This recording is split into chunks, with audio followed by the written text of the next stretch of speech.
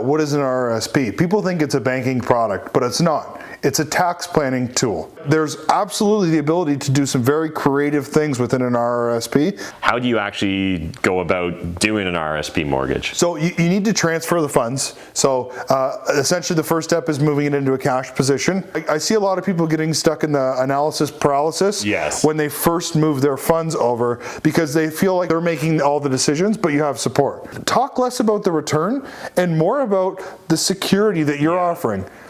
Ask them, what is the security on your mutual fund? Most high net worth people are more concerned about capital preservation than growth.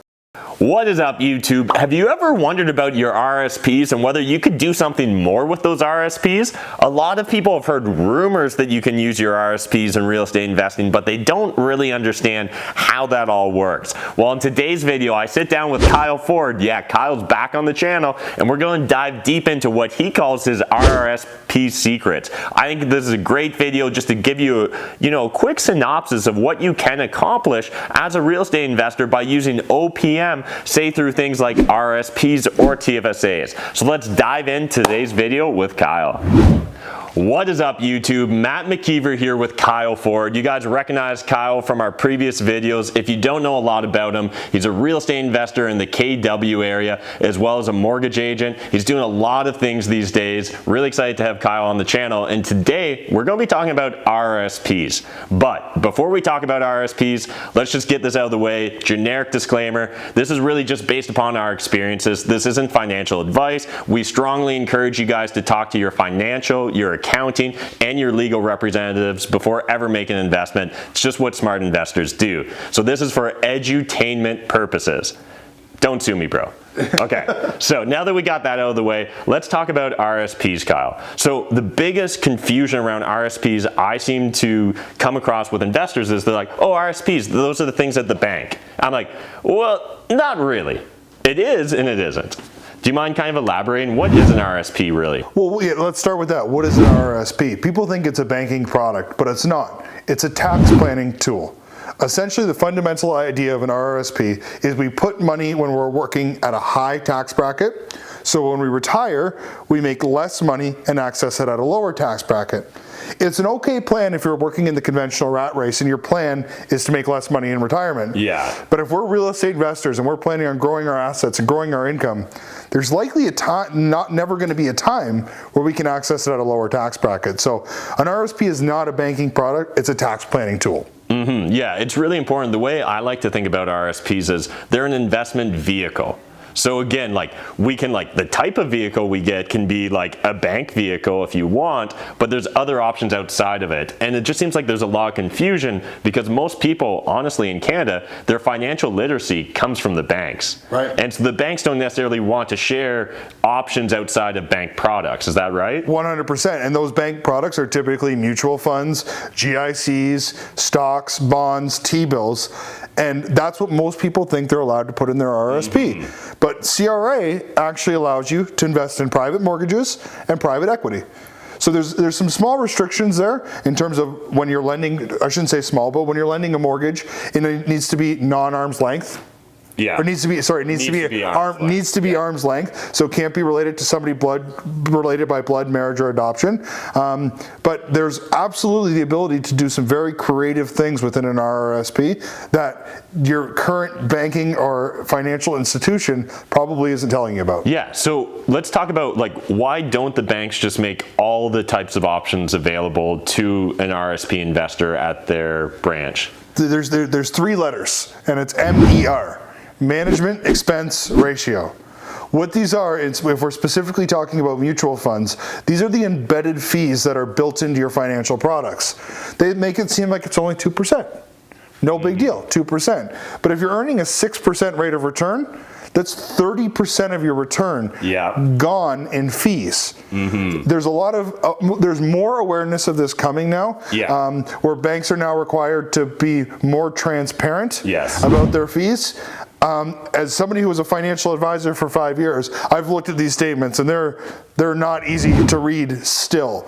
So the bank has made a living out of embedding these fees and making them difficult for the general public to understand. To really comprehend, yeah. And so like the thing about MERS or MERs that you guys really need to be aware of too, the bank gets their cut no matter what. So it doesn't matter whether you made money that year or you lost money that year, the bank's getting paid first. Win or lose, they drink the booze. They're taking their cut, whether the market goes up or market goes down. And so like the reason that they don't want to necessarily get into like private equity or private mortgages and RSPs is like there's just not enough profit there for them, right? Exactly. And when we look at what banks do, banks invest in mortgages.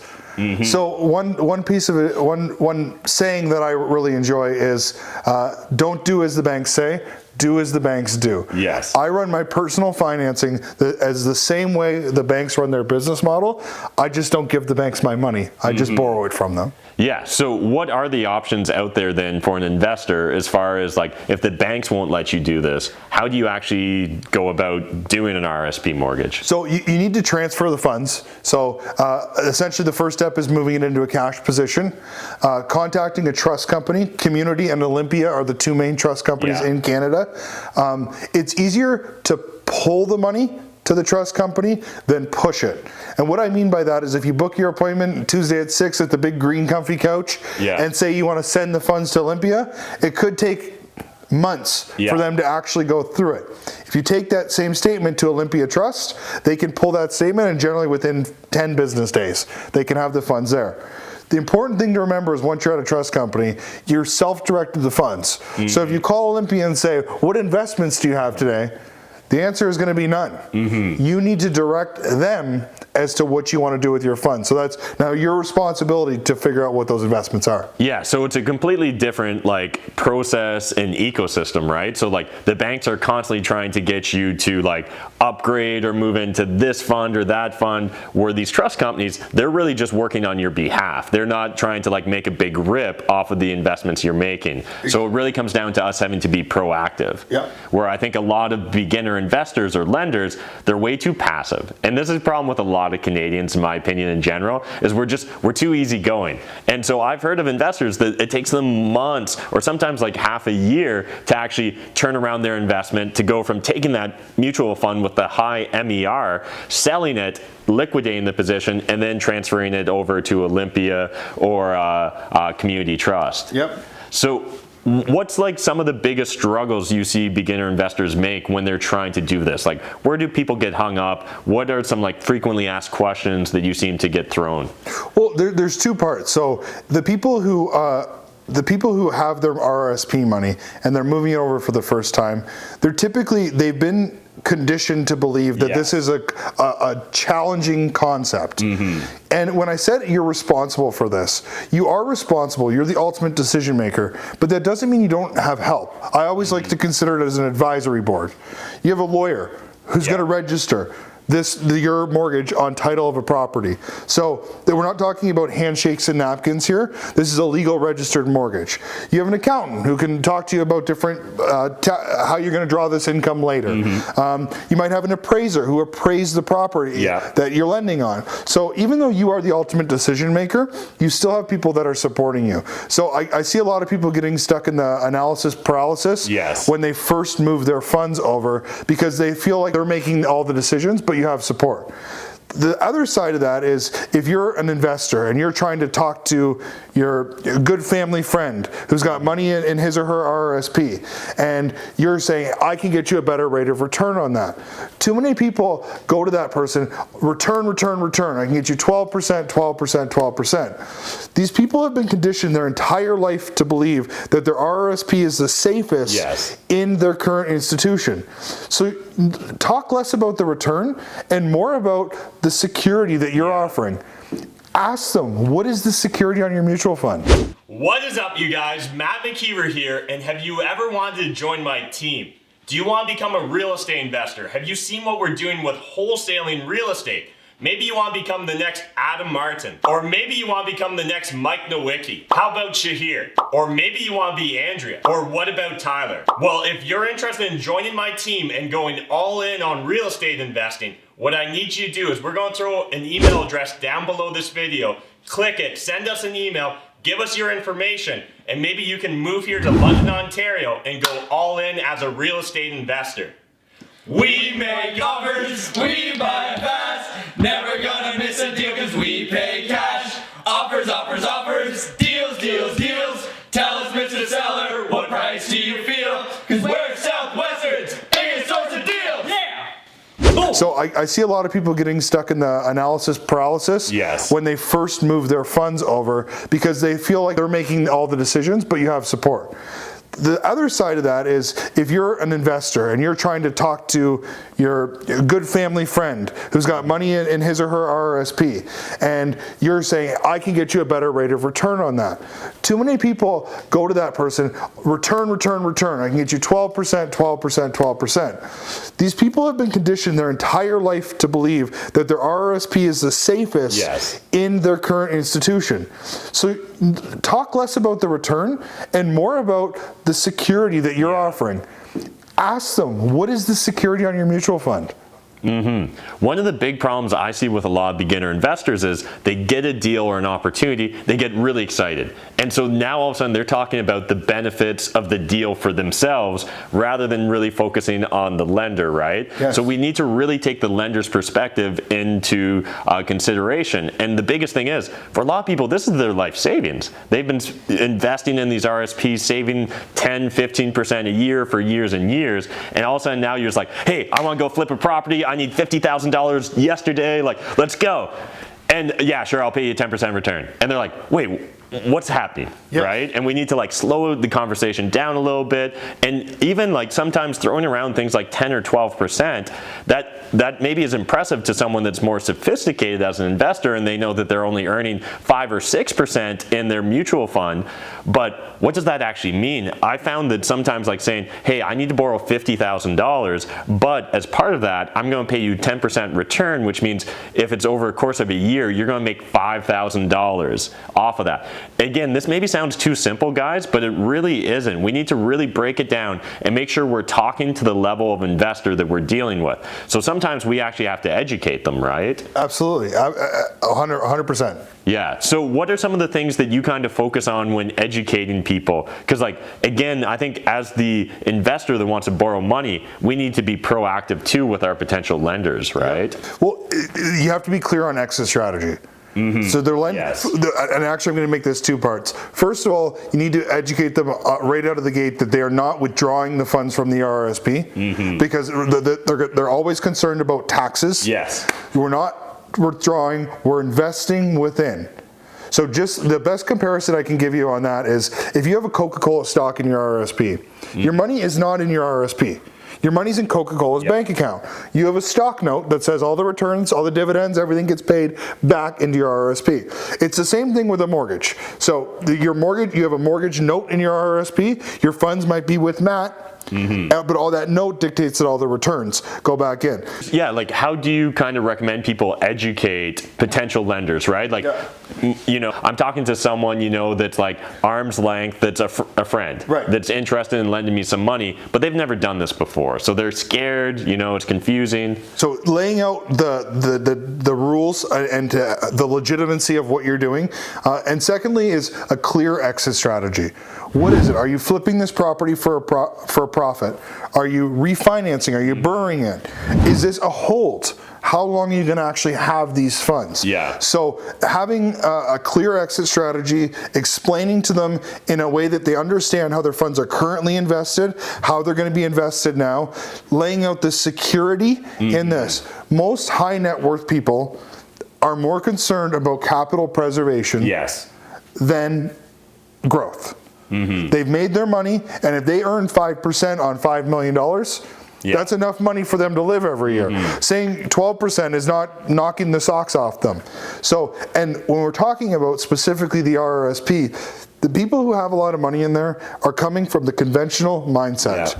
their house is probably paid off, their RRSPs are maxed out, and the type of stuff you're talking about at first is going to seem crazy. So you got to take it step by step, laying out how they're currently investing, the differences in how this is going to be invested, the benefits of how it's invested, and how are they getting their money back in the end. Yeah, and it's really important we understand at least basic human psychology, right? Like loss aversion is so strong. People would they'd literally rather make nothing but know that their money's safe than have the chance to double it. Yeah. And so again, often as the investor, we're thinking, you could double your money. Like how could you ever say no to me? But it's really important that we put ourselves in the other person's shoes. So one of the things I'd like to kind of dive a little bit deeper into on the idea of RSP mortgages, how can we make it safer for the potential lender? So like maybe if you want to talk about like cross collateralizing, things of that nature, like you don't necessarily have to borrow on this property if you're going to use the money for this property, right? Like we could, if we already have a principal residence that maybe we've paid down significant equity on, sometimes getting a second mortgage there can make more sense than trying to go 100% loan to value on this deal. 100%. And I think going back to the exit strategy, showing them that first of all, if you're borrowing money from an RRSP, it's likely a value add project. Yes. So you should have some comparable data to support. I bought the property for $400. Comparable sales of the renovated properties are $600. So showing them that you made money on the buy, and then saying maybe even another property that you have, and let's say that other property is even at 80% with a conventional institution. If that's a $500,000 property, there's still $100,000 in security there. So for you, you might not have access to access that last 20%. So for you to say to the investor, not only am I going to give you first position on the subject property, but I'm also going to allow you to put a second position lien on my other properties. So not only do you have full first position security on the property we're talking about, I'm so confident in my deal that I'm willing to give you a second position lien on another property as well. If you have more equity, even better. Yeah, I think again, a lot of investors are held back from a lack of creativity when it comes to these strategies. And in my opinion, and I'd love to hear yours, Kyle, but one of the best ways is just talk to other investors about how they're doing their deals. I find often when I hear someone else break down a deal, I always gain 1 or 2 nuggets that I'm able to then add to my tool belt and apply at a future date to a different project. Couldn't agree more. Couldn't agree more. That's why I love hanging out with you. Awesome, man. So if anyone's got like any follow-up questions, or if they just want to get in contact with you in general, what's the best way to get a hold of you? Yeah, it's Kyle at Bremac Real Estate, BREMAC realestate.com, or direct to me as 519-500-5953. Okay, he's going to be getting some phone calls. I hope you're ready for that. Absolutely. All right, really appreciate you guys watching this video. Smash that like button, hit the subscribe button if you're new to my channel, and until next time, remember, making money is a team sport. There's more than enough money in this world for us to all make it, but if you're not saving it, I mean, like, what's the point, guys? Thanks.